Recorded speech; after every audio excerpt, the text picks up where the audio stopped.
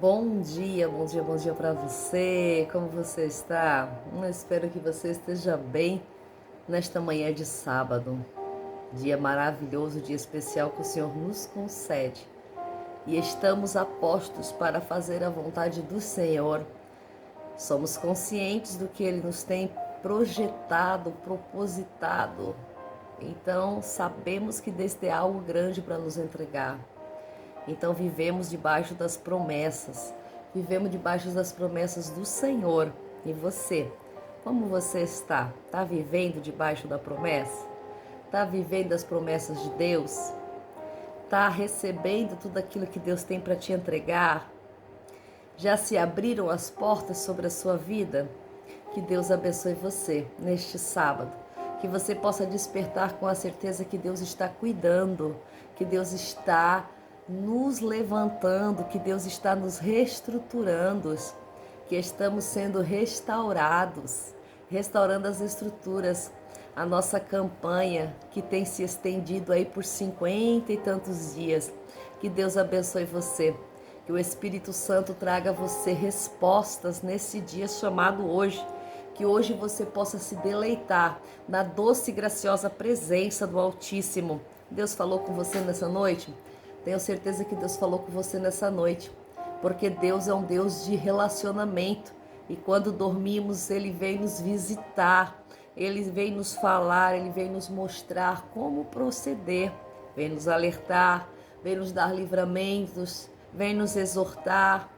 Então nessa manhã o teu coração despertou como? Saiba que o Senhor está trabalhando e é dessa forma a maioria das vezes que Ele trabalha, durante o nosso sono. Então entendemos que Deus está trabalhando e estamos felizes por isso, porque sabemos que quando estamos na mão do Papai, é o melhor lugar. No colo de Deus, nós temos proteção, temos alimento, temos tudo aquilo que precisa, assim como um bebê no colo da sua mãe, no colo do seu pai, está protegido, está alimentado, está cuidado, tem tudo o que precisa. E o bebê necessita deste cuidado paterno e materno. Então assim nós entendemos que no colo do Pai estamos guardados, no colo do Pai estamos sendo livrados de toda sorte de mal. E do colo do pai, do colo da mãe, vem a nossa segurança, segurança de estar debaixo das asas do Altíssimo.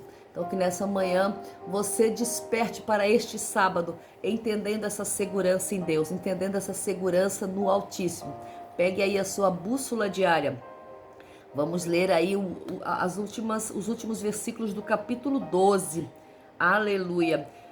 Vai falar assim: naquele dia foram designados certos varões para as câmaras dos tesouros, das ofertas, das primícias e dos dízimos, para que nelas se ajuntassem as porções vindas dos campos e das cidades, destinadas aos sacerdotes e levitas, segundo a lei, pois Judá se deleitava ao ver os sacerdotes e levitas ministrando em suas funções.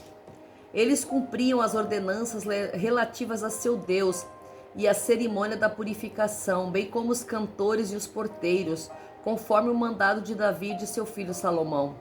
Porque outrora, nos dias de Davi e de Asaf, havia chefes dos cantores para os cânticos, louvores e ações de graças diante do Senhor Jeová.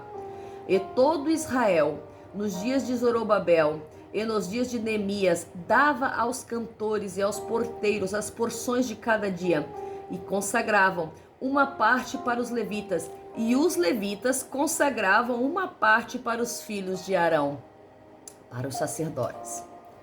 Gente, essa parte aqui é preciosa, é grandiosa para iluminar, para clarear muitas situações que nós temos nos dias de hoje relativas às ofertas, ao dízimo, se é bíblico, se não é bíblico, se passou do novo, se passou do velho.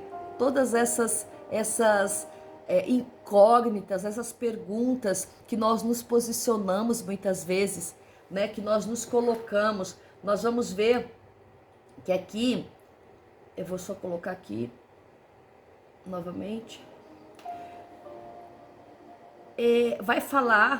vai começar, né, o 12:44 falando que foram designados homens, certos varões, para a câmara dos tesouros, das ofertas, das primícias e dos dízimos. Porque as primícias, os dízimos e as ofertas, elas vinham dos campos, elas vinham de todos os lugares de Jerusalém, de todos os lugares das cidades. Então era necessário que houvesse as pessoas responsáveis por essas câmaras dos tesouros. Porque tudo que eles recebiam eram tesouros, eram coisas preciosas. Tudo que eles recebiam eram tesouros.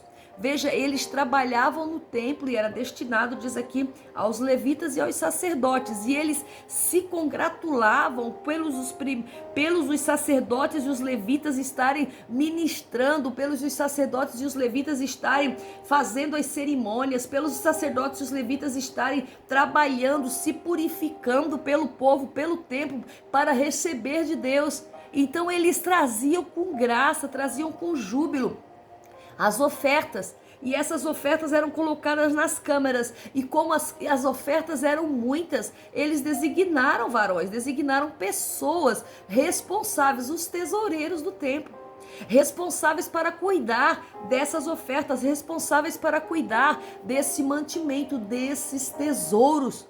Tudo aquilo que nós trazemos para a casa de Deus, tudo aquilo que nós trazemos para o lugar santo, tudo aquilo que nós trazemos para Deus, para a ajuda, para aqueles que fazem a vontade de Deus também, são tesouros. Aleluia!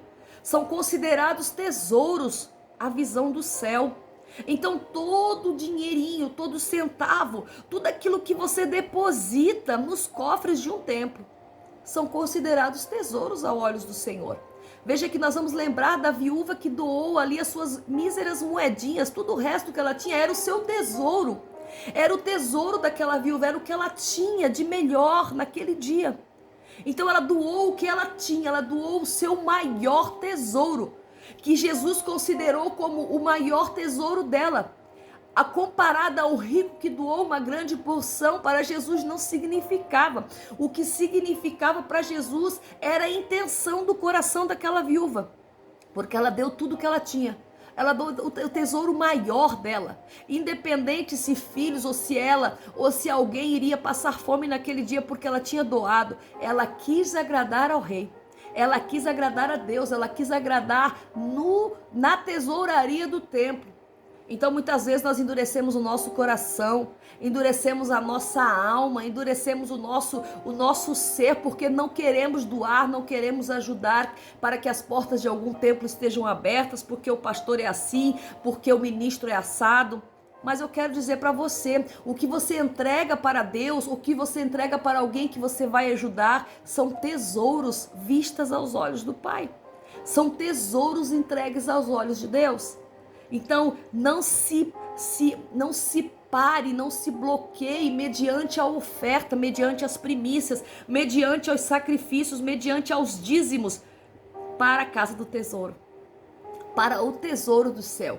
Porque cada moeda, cada centavo, cada pedacinho que você tira do seu salário, que você devolve, aquela parte que não é sua, uma coisa muito importante, o dízimo, que a gente fala, que eles dizem que os crentes, que os cristãos estão roubando, que os cristãos ficam inventando para pegar dinheiro.